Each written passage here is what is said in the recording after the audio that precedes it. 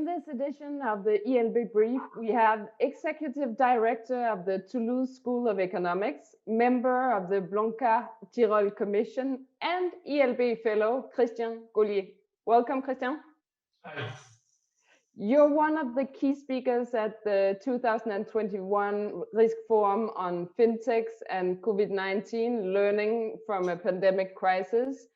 What are the key elements and main objectives of your work as an economist linked to this pandemic crisis? Well, I was not a specialist of the pandemic before March 2020, sorry.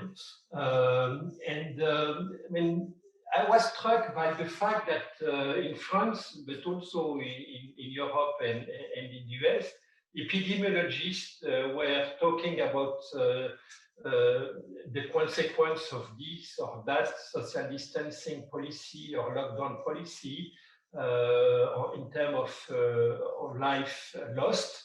But there were nothing in the discussion about the economic consequence of those policies. So I, with in fact many other people around the planet, started to work on introducing in the standard epidemiologic model an economic module in order to determine what's the consequence, both in terms of life lost and in economic terms, of different pandemic policies. So that's what I did.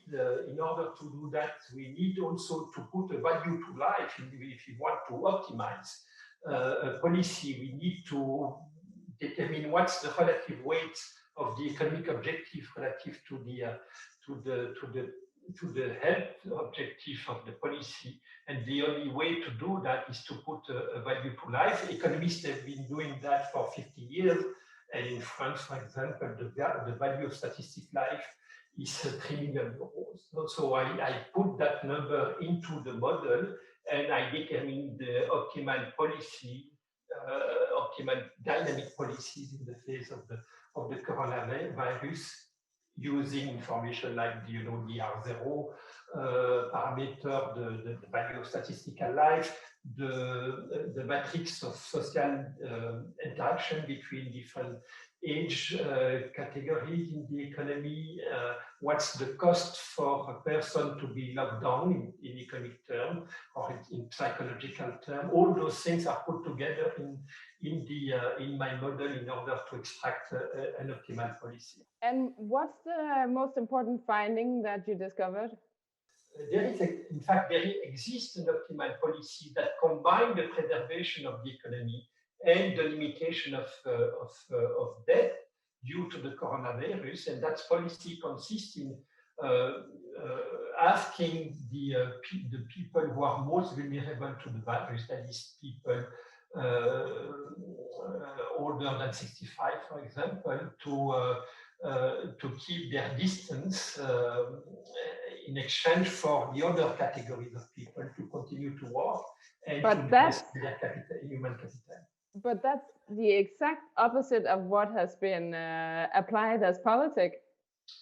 Yes, that's correct. So the optimal policies, the policies that have been used in practice, we will discuss for a long time whether they were optimal or not. Some were better than others.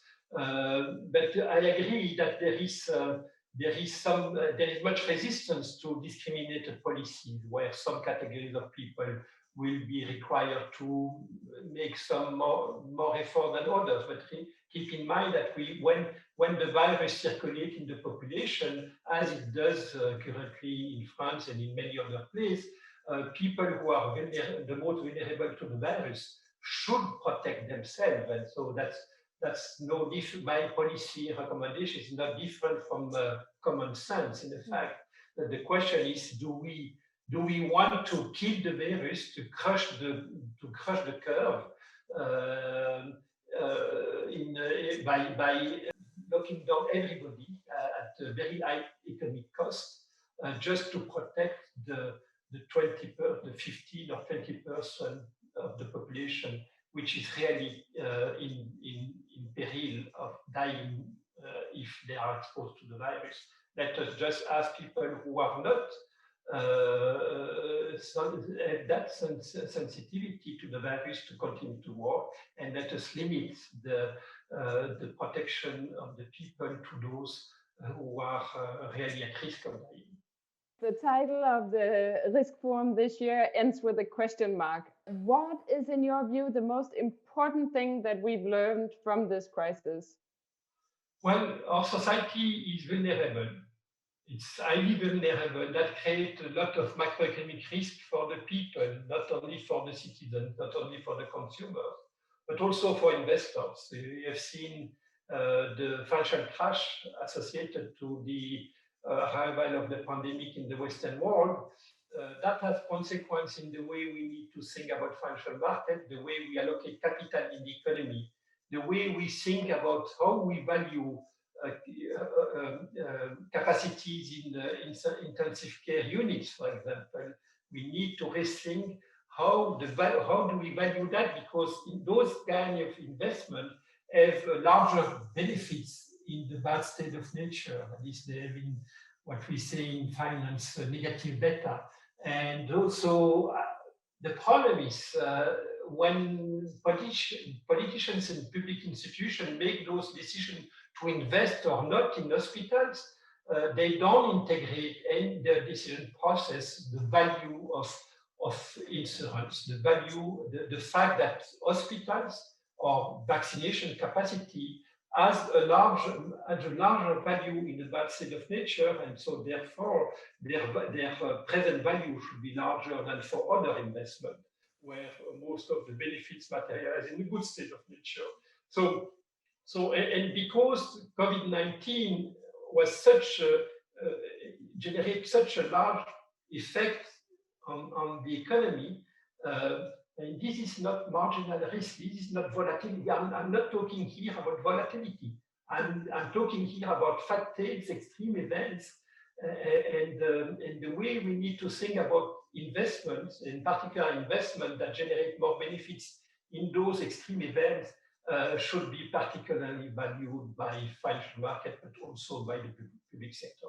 My final question, having the knowledge you have and having seen how things play together or against each other, does something scare you now after a year of pandemic?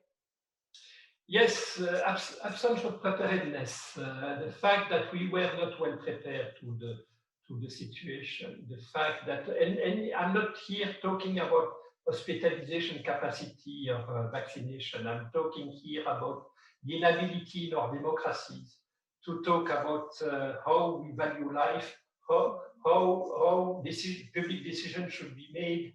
And the price tag we put on a life is definitely a debate that has not ended yet. So your work is not done yet either. I thank you so much for being with us now, and wish you all the best of luck on the work that's ahead of you. Thank you.